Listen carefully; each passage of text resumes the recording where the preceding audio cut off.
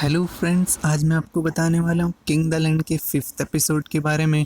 और जब वो छोटा था तब उसकी मॉम कहीं खो गई थी और उसके होटल के स्टाफ वाले अभी भी उसके सामने स्माइल कर रहे थे और उसे ये देख के बहुत गुस्सा आ रहा था और तभी से वो स्माइल से नफरत करने लगा है। और वो सैड होकर उस जगह पर जाता है जहाँ पे उसे सारंग मिलती है और वो उससे बोलता है कि ये मेरी खड़ी होने की जगह है। तो वो वहाँ से जाने लगती है लेकिन वो गिर जाती है और वो उसे गिरने से रोक लेता है।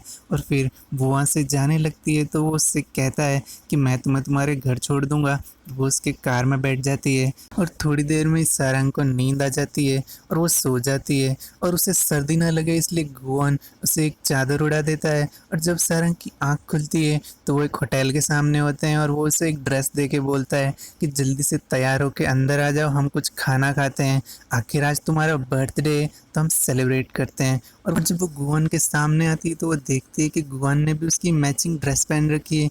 तभी होटल का स्टाफ उन दोनों की एक पिक्चर लेता है और गुआन बहुत खुश नज़र आता है। वो उससे बोलता है मुझे पता है तुम्हें ये ड्रेस पसंद नहीं आएगी, मैंने तो बस ऐसे ही ले ली थी, कोई भी रैंडम ड्रेस। तो वो उससे थैंक यू बोलती है और गुआन उसके लिए जो शूज़ लेके आया है वो भी एकदम बराबर साइज़ के हैं। और तभी हमें पता चलता है कि गुआन ने एकदम प्लानिंग के साथ में पूरी ड्रेस और शूज़ खरीदे थे। उसने उसके पैरों का साइज़ नापा था और उसके बाद में उसके बराबर साइज़ के शूज़ लेके आया था। सारंग वहाँ पे इतना सारा खाना देख के बोलती है ये तो बहुत ज़्यादा है। तो गुआन बोलता है कि मुझे तुम्हारा फेवरेट पता नहीं है इसलिए मैंने सारा मंगा लिया। तो वो बोलती है कि ये तो बहुत वेस्ट हो जाएगा। तो गुआन उससे बोलता है कि क्यों ना तुम मुझे बता दो तुम्हें क्या क्या पसंद है ताकि अगली बार से कुछ वेस्ट ना हो। और फिर वो उसे घर छोड़ने आता है और जाने से पहले उसे एक केक देता है। और तभी अचानक उसका एक्स बॉयफ्रेंड आ जाता है और वो बोलता है हाँ मुझे पता था कुछ ना कुछ गड़बड़ ज़रूर है, तुम्हारा इस लड़के के साथ अफेयर चल रहा है ना। तो वो बोलती है कि तुम्हें मैंने बोला था कि मुझे अपनी शक्ल मत दिखाना, तुम्हारी हिम्मत कैसे हुई मेरे सामने आने की। तो वो उससे बोलने लगता है तभी वो उससे बोलती है कि चलो यहाँ से दफ़ा हो जाओ।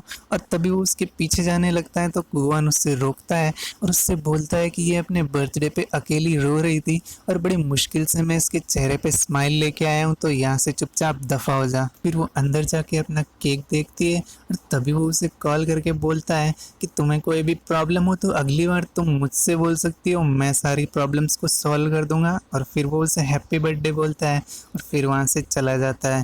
और सुबह जब उसकी फ्रेंड्स उसके वहाँ पे आती है तो वो उससे बोलती है कि तुम्हें इतने महंगे गिफ्ट किसने दे दिए, तुम्हें पता है कितने महंगे गिफ्ट हैं, तुम्हें भी उस बंदे को कुछ देना चाहिए। और शायद वो तुम्हें पसंद करता है क्योंकि लड़के किसी पे इतना फालतू खर्चा नहीं करते। और किंग होटल के अंदर एक मीटिंग चल रही है होटल के खाने के इंग्रेडिएंट्स के बारे में। बेस्ट क्वालिटी इंग्रेडिएंट्स को पाने के लिए सप्लायर्स के पास टॉप लेवल एम्प्लॉयज़ को भेजा जाएगा, लेकिन गुआन इस बात के लिए मना कर देता है और बोलता है कि ये काम टॉप लेवल एम्प्लॉयज़ का नहीं है। जब गुआन अपने ऑफिस में बैठ के उन दोनों की तस्वीर देख रहा होता है तभी सैंगसिक वहाँ पे आता है और बोलता है कि प्लीज़ हमारे टॉप लेवल एम्प्लॉयज़ को वहाँ पे जाने दो, हमारे होटल के लिए फ़ायदे का सौदा है। और फिर सारंग उसे मैसेज करके बोलती है कि क्या तुम काम के बाद में फ्री हो। तो वो बोलता है कि नहीं मैं बहुत बिज़ी हूँ। तो वो बोलती है अच्छा ठीक है फिर, लेकिन वो बोलता है कि अच्छा तुम्हारे लिए मैं टाइम निकाल लूँगा। वो उसकी रिप्लाई का वेट करता है लेकिन वो रिप्लाई नहीं करती। और फिर अचानक से वो उसके सामने पहुँच जाता है और बोलता है तुम मेरे मैसेज का रिप्लाई क्यों नहीं कर रही। तो वो बोलती है कि हम लोग काम के बीच में फ़ोन नहीं चला सकते, मुझे तुमसे काम के बाद मिलना था लेकिन तुम तो बहुत बिजी हो। उसे बोलता है कि ऐसी कोई बात नहीं है, मैं तुम्हारे लिए फ्री हूँ। और जब वो मिलते हैं तो वो उससे गिफ्ट देती है जिसे देख के वो बोलता है कि यार इस गिफ्ट को देने की कोई ज़रूरत नहीं है। तो वो बोलती है चलो वापस दे दो। तो वो बोलता है नहीं नहीं ऐसी कोई बात नहीं है, मैं इसे एक्सेप्ट करता हूँ। फिर वो उसे बोलता है चलो कुछ खाने के लिए चलते हैं, मुझे बहुत भूख लग रही है। तो वो उसे अपनी फेवरेट जगह पे ले जाती है जहाँ पे टेबल के लिए लाइन लगी हुई है। और वो बोलता है कि यार मुझे लाइन में वेट करना अच्छा नहीं लगता। तो सारंग को गुस्सा आता है और बोलती चलो चलते हैं यहाँ से। तो वो बोलता है नहीं हम वेट करेंगे, इस बार वेट करके भी देखता हूँ कि वेट करना कैसा होता है। और फिर उनका नंबर आता है और वो टेबल पे जाके बैठते हैं और सबसे पहले उनके लिए एक बियर आती है जो सारंग ऑर्डर करती है। और उस बियर को पीते ही गुआन उसका फ़ैन हो जाता है और बोलता है ये बियर तो दुनिया की सबसे अच्छी बियर है। और फिर उनका शेफ़ उनकी टेबल पे आता है और उसका खाना बनाने का तरीका बहुत ही अमेजिंग होता है और गुआन उसका खाना खा के उसका फ़ैन बन जाता है। और जब शेफ़ एक एग लेके आता है और उसका एक शो दिखाता है और ऑमलेट बनाते टाइम उसको एक हार्ट शेप में बदल देता है। आज गुआन को बहुत ज़्यादा मज़ा आया है और वो सारंग से बोलता है कि हम अगली बार खाना खाने कब चल रहे हैं। तो सारंग बोलती है मैं तुम्हारे साथ अब खाना खाने नहीं चलने वाली।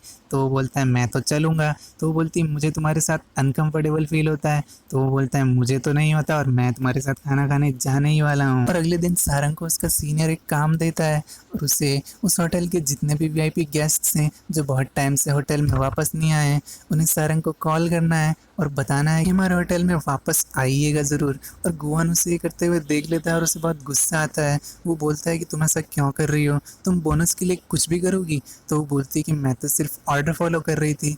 तो वो वहाँ से गुस्से में चला जाता है और सैंगसिक से मिलकर कहता है कि ये एम्प्लॉयज़ बोनस के लिए कुछ भी करेंगे तो इन्हें मैं उस ट्रिप पे भेज ही देता हूँ जहाँ पे इन्हें सप्लायर्स के पास जाना है और उन्हें अपने बेस्ट इंग्रेडिएंट्स हमारे होटल में भेजने के लिए राज़ी करना है। और फिर वो लोग डिसाइड करते हैं कि कौन कहाँ पे जाएगा और सारंग को एक बहुत दूर गांव में भेजा जाता है जहाँ पे उसे जिनसेंग नाम के प्लांट को लेके आना है। हेलो हाय, सारंग अपने मोबाइल में सर्च करती है कि वो प्लांट दिखता कैसा है और गुआन को उसकी बहुत फिक्र हो रही है कि वो अकेली इतनी दूर गई है। वो उस जगह पे पहुँच जाती है जहाँ पे वो लेडी उसे बताती है कि मेरे डैड माउंटेन्स में गए हुए हैं और अगर तुम्हें उनसे मिलना है तो तुम्हें वहीं पे जाना होगा।